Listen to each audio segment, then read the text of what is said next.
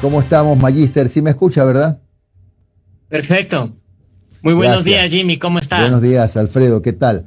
Alfredo, hay alguna, no es polémica exactamente, pero sí nos gustaría una explicación suya de por qué los partidos políticos que hoy día están con tarjeta amarilla, por ejemplo, que son 6 movimientos y partidos, tienen que esperar una elección más, si es que es así, o tienen derecho a apelar para no desaparecer. Hay 6.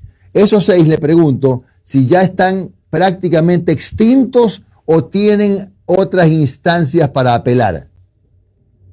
No, hay un error de interpretación, Jimmy. Muy buenos días. Un saludo cordial a quienes siguen este importante medio. Hay un error de interpretación, ¿no es cierto?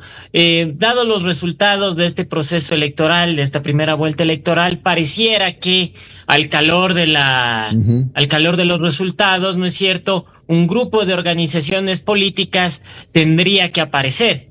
Pero no, eso es parcialmente cierto, ¿no? Porque el artículo 327 en su numeral 3 en el Código de la Democracia establece algunas causales por las cuales los partidos o movimientos políticos de carácter nacional podrían, digamos, incurrir en este proceso de extinción, ¿no? No solo perdón, no solo el no haber cumplido con un porcentaje determinado de la votación o el haber obtenido un número determinado de legisladores, sino también el no haber tenido, digamos, un 10% de concejales en los números de cantones, en el 10% de los cantones, el no tener un determinado número de alcaldías, ¿no es cierto? Entonces, ¿qué es lo que entra a compararse para la extinción de los partidos políticos? Los procesos electorales de carácter nacional y también seccional. Hay organizaciones políticas que han obtenido resultados positivos en los procesos seccionales, ¿no es cierto? Han tenido un vasto número de alcaldías, un vasto número de concejales, pese a que en este último proceso electoral, en el 2025, los resultados no les acompañaron. Entonces, eso es lo que determina esta, entre comillas, tarjeta amarilla, ¿no? Que entrega, si usted quiere, una suerte de salvedad, ¿no? Ajá. Para que en el siguiente proceso electoral, si se llegan a obtener los resultados, la organización política continúe, digamos, con vida jurídica. Si los resultados son adversos, recién ahí el Consejo Nacional Electoral entra en este proceso de documentación para establecer, digamos, las causales de extinción. Pero no es que de inmediato, dado que hay algunas organizaciones que no obtuvieron ni 2 dígitos en este proceso electoral, en la elección presidencial, o que no llegaron a tener más de 3 legisladores, es que van a ser eliminadas. Eso no es así. Claro, pero Alfredo, pero viéndolo por encima como con un dron, de esas 6 que se han nombrado, 1, 2, 3, qué sé yo, parecería que ya 2 elecciones seguidas tuvieron resultados muy malos, o no es exactamente así. Claro, hay organizaciones políticas que no tuvieron resultados positivos en el último proceso electoral. Voy a nombrar 2, por ejemplo, el Movimiento Amigo y el Movimiento Democracia Sí. No obtuvieron resultados positivos en los últimos procesos electorales. Es decir, las elecciones seccionales del 2023 y esta elección presidencial del 2025. ¿Por qué no se contabiliza el proceso de elecciones anticipadas? Porque este proceso nació de la muerte cruzada, es una excepcionalidad dentro de la norma. Hubo partidos políticos que tuvieron resultados positivos en esa elección, de acuerdo, pero lastimosamente para efectos de la contabilidad, para efectos de la extinción de las organizaciones políticas o incluso, ¿no es cierto?, para su permanencia dentro de su registro, esto no cuenta, ¿no? Es una especie de paréntesis, si tú quieres, dentro de la historia de los procesos electorales en el país. Claro, entonces, Alfredo, no hay ningún partido en este momento en ese riesgo, todos pueden esperar, aunque sea con amarilla, hasta el próximo proceso.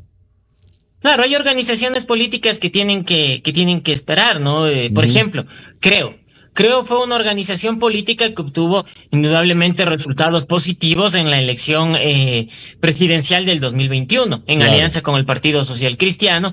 Luego tuvo un número de alcaldías, ¿no es cierto?, que le sirvió para tener permanencia pese al resultado Ujú, negativo de este proceso electoral en donde no ujú, llegaron a la presidencia de la República y no tuvieron, digamos, tampoco presencia en el ujú. legislativo.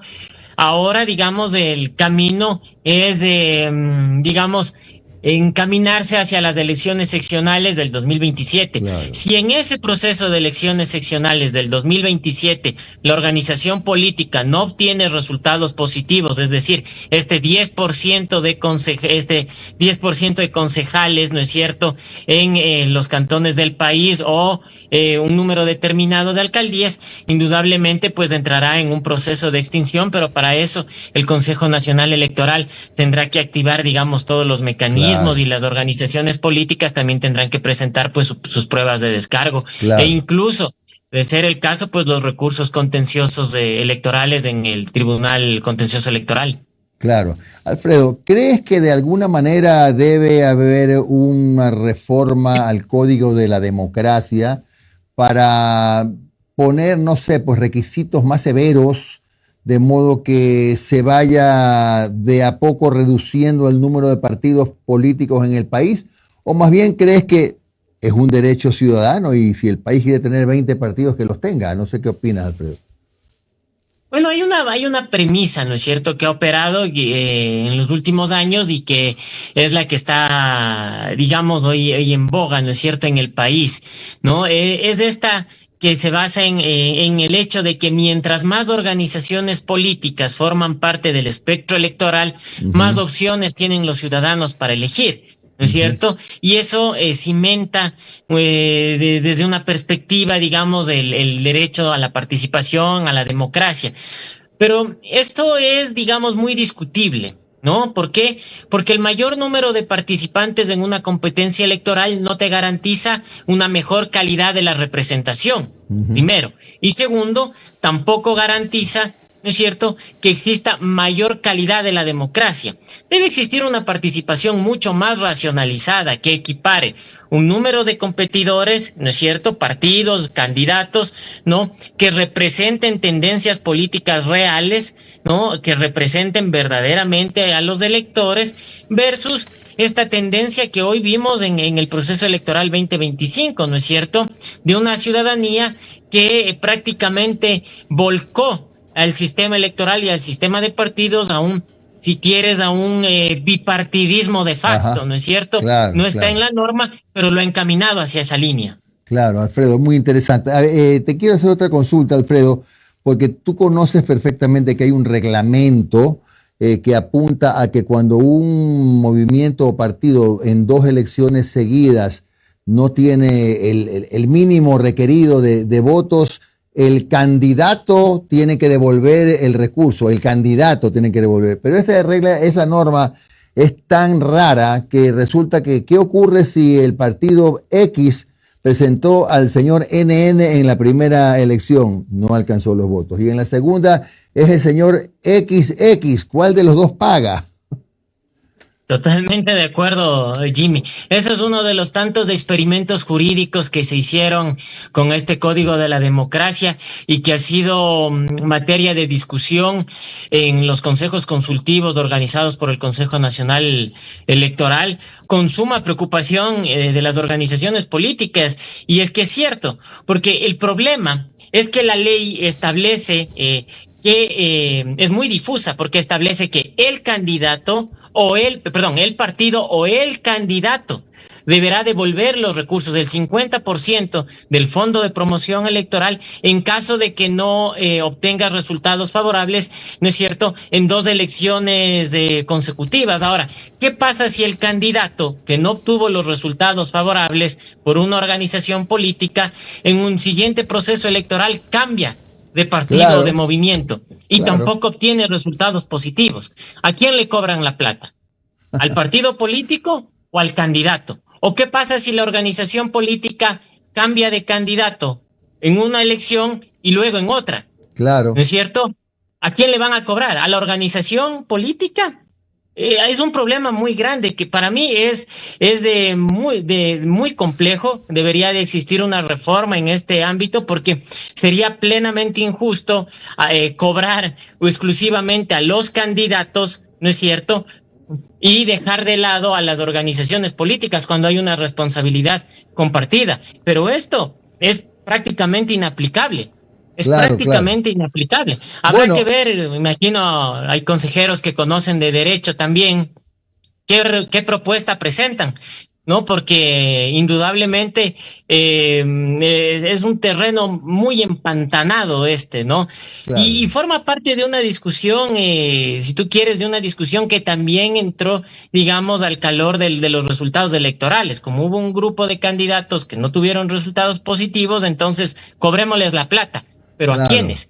Si la O mayoría de Alfredo, ellos había participado por una sola ocasión. claro, Alfredo. O bueno, lo que puede pasar a futuro es que con esa norma, si no la revisan y no la ajustan, qué difícil que va a ser para los partidos poder alinear a alguien o reclutar a algún aspirante a la presidencia, porque ya lleva una mochila de deudas posiblemente al terminar la campaña, ¿no? Eso también, ya me imagino al candidato diciendo al partido, a ver, fírmeme aquí, presidente o director del partido, que si es que yo no tengo los votos X, el partido me paga. Esos relajos se deberían arreglar con una reforma. Totalmente. Y no solo eso, sino que el candidato podría conseguir, o el partido político podría buscar dinero de espacios poco claros con tal de cumplir Así con el es, requisito. correcto. Entonces, la ilicitud siempre va a estar presente dentro de esto. Es una norma prácticamente inaplicable que no ha sido discutida, creo, lo suficiente a nivel de Consejo Electoral. Las organizaciones políticas han presentado su preocupación por esto, porque necesariamente se necesita tener claridad en la norma, pero dada la serie de procesos electorales que han existido, me parece que no ha formado parte de la centralidad de la discusión. Ahora hay un tema Claro. más grave y más Ujú, complejo, ¿no es cierto? Es ujú. el hecho de que cómo racionalizar la participación política de candidatos y partidos. Y hay una propuesta de parte del Ejecutivo con miras a reformar la Constitución y el Código de la Democracia en tanto a la asignación del Fondo de Promoción Electoral y al Fondo Partidario Permanente, ¿no? Pero ¿a ti te parece, Alfredo, que eso es saludable o eso puede dar más bien lugar a lo que mencionaste un momento, de que o haya un par de partidos o tres que sí puedan financiar la campaña porque no van a tener asistencia del Estado los otros partidos, o que por ahí se deslicen los dineros de dudosa procedencia? Eso es extremadamente peligroso, ¿no? El gobierno está aplicando una receta a medias, ¿no? Con miras exclusivamente a reducir el número de competidores para su propia permanencia, ¿no es cierto? Con el mismo candidato, hoy el señor Noboa, o con cualquier otro. ¿No? Ujú. La política no puede ser un espacio de disputa entre élites económicas únicamente, ¿no es cierto? Dicho en buen romance, las peleas de ricachones por el poder no deben de estar inmiscuidas en el ámbito político, ¿no es cierto? Eso es algo mucho más profundo, ¿no? No basta solo con eliminar el número de competidores para racionalizar la política. Es necesario mejorar la calidad de la representación.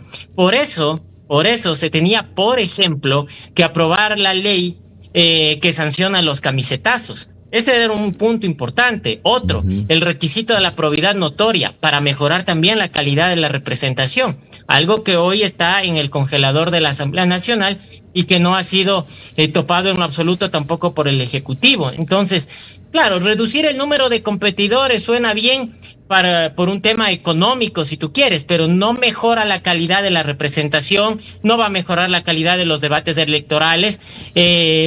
Dudo mucho que con las actuales condiciones del Consejo Electoral eso permita que exista un mayor control también.